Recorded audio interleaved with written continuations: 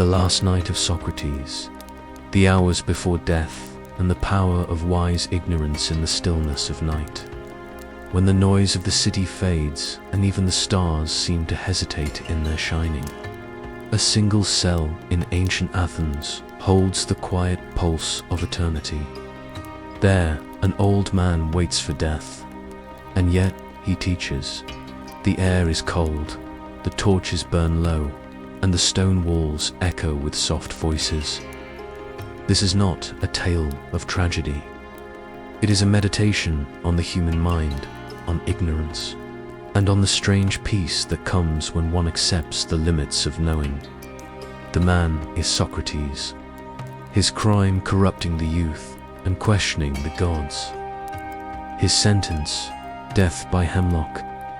But what remains is his calm.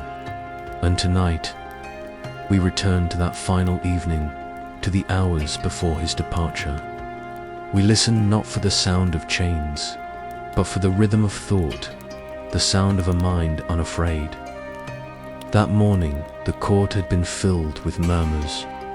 500 Athenians, citizens and jurors, had listened to Socrates speak his defense. He did not beg. He did not flatter. He said, simply, "I would rather die having spoken the truth than live in deception." When the sentence was given death, he nodded and smiled faintly. As the sun sank over the agora, guards escorted him through the narrow streets to the small stone cell that would hold his final hours. The city's noise softened behind him. Inside, there was only a bench, a jug of water, and the flicker of an oil lamp. Soon, his companions arrived, Crito, Phaedo, Apollodorus, and others. They found him sitting upright, calm, as if nothing awaited him but sleep. They could not understand how he could face death without trembling, and he told them, "Do not grieve for me. To fear death is to think oneself wise when one is not. For no one knows whether death may not be the greatest blessing of all." For years, Socrates had wandered through Athens, barefoot and curious. He spoke to craftsmen, poets, generals, and politicians. He would ask them simple questions. What is justice? What is virtue? What is piety? And they would answer confidently, proudly. But with each question, their certainty crumbled. He showed them that what they thought they knew, they did not truly understand. He called this awareness wisdom. To know that you do not know. Wise ignorance, as we might call it today, is not weakness. It is freedom, the freedom to question, to doubt, to grow. And now, in his final hours, that freedom remained unbroken. His friends begged him to escape. They had bribed the guards. The way was open, but he refused. "If I fled," he said, "I would betray the very laws that I have lived by. Would I not then prove my accusers right, that I speak of virtue but do not live it?" And so he stayed. The philosopher, who had spent a lifetime asking what it means to live rightly, would now show them what it means to die rightly. As the night deepened, the men gathered close around him. The oil lamp flickered on their faces. They spoke of the soul. Socrates began. "Is not death the separation of soul and body? And is it not true that the soul, being unseen, is most like the divine, while the body, being seen, is mortal?" Simmias, one of the younger men, hesitated. "But if the soul is like harmony," he said, "and the body is like the instrument, then when the instrument breaks, does not the harmony vanish too?" Socrates smiled. "A fair thought, Simmias. But tell me, is harmony ever the master of the instrument, or its servant? The soul commands the body. It restrains desire, it guides reason. So how could that which rules depend upon what is ruled?" There was silence. Then Phaedo spoke. "And yet, Even if the soul survives, what does it see after death? Socrates lifted his gaze toward the faint stars beyond the bars. Perhaps nothing, perhaps everything. But if the soul seeks what is pure, if it has not clung to the shadows of the world, it will rise to that which is unseen to truth itself. That, my friends, is the philosopher's hope. Time passed gently. The guards had allowed the friends to stay longer than usual. Outside, the city grew quiet, only the wind brushing the olive trees. Socrates spoke of moderation, of justice, of courage, the same virtues he had lived by. But his words carried a new stillness. He was not lecturing. He was remembering. Every life, he said, is a preparation for this moment. For in death, we meet ourselves without disguise. The unexamined life is not worth living, but neither is the unexamined death. Crito leaned forward. Socrates, is there anything you would have us do for your children, for your family? He replied, care for your own souls first. If you are virtuous, if you seek truth, then you will benefit them more than gold or fame ever could. His friends tried not to cry. He looked at them kindly. Do not grieve, he said, but if you must, let your tears be for the ignorance that blinds men, not for me. At last, the guard returned. In his hands was a small clay cup, filled with a pale, bitter liquid. He hesitated before handing it over.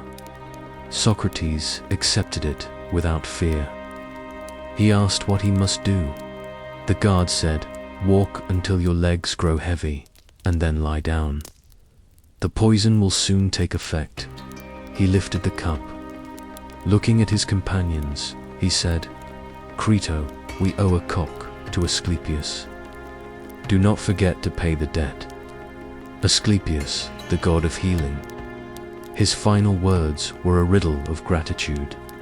To some, he meant that death was the cure for the illness of life. To others, that philosophy had healed him of ignorance. He drank it slowly. The taste was cold, earthy, sharp. He set the cup down, walked a few steps, and then felt his body stiffen. It is only the body, he said softly. My soul is going where it must. He lay back, his breathing shallow, his eyes calm. The firelight flickered across the stone walls, and in that quiet space, a teacher departed without resistance, without fear. No cry was heard, no struggle, no lament. Only the sound of the night. For a long time, his companions sat in silence. Phaedo wrote later, of all the men we have known, he was the wisest, the most just, and the best. But what made him so? Not his answers, for he claimed to have none. It was his questions, and his humility before what cannot be known. This, the power of wise ignorance, to stand before the infinite and say, I do not know, and that is enough. Centuries have passed. Empires have risen and fallen. The stones of Athens are dust. But the voice of that old man in the prison still echoes. Today, our prisons are invisible, made of fear, of certainty, of noise. We scroll endlessly, we argue, we demand to be right. Yet the lesson remains. To admit what we do not know is not defeat. It is the beginning of wisdom. Wise ignorance asks of us patience. It teaches us to listen, to doubt gently, to let go of pride. It tells us that truth is not a possession, it is a pursuit. Socrates' calmness before death was not born of arrogance, but of awareness. He had spent a lifetime uncovering false wisdom in others and in himself. So when the final moment came, he met it with the same curiosity he had brought to every question. Imagine yourself there, in that dim cell. The air is cool, the fire faint. The old man sits quietly, his voice steady. He is not teaching now, he is becoming his own lesson in every age.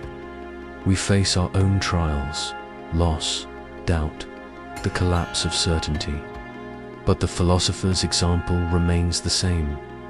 Do not fear what you cannot control. Do not cling to what you cannot keep. And above all, know that you do not know.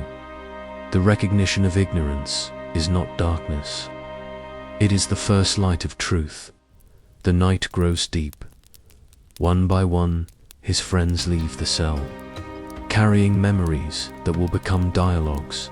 The Phaedo, the Apology, the Creto. Outside, dawn begins to rise. The first light touches the Parthenon. The city stirs. Merchants open their stalls. Children laugh in the alleys. Life continues, indifferent, beautiful, endless. And somewhere, in that faint morning air, the voice of Socrates seems to linger, to know that you know nothing. That is true wisdom. Perhaps the gods heard him, perhaps not.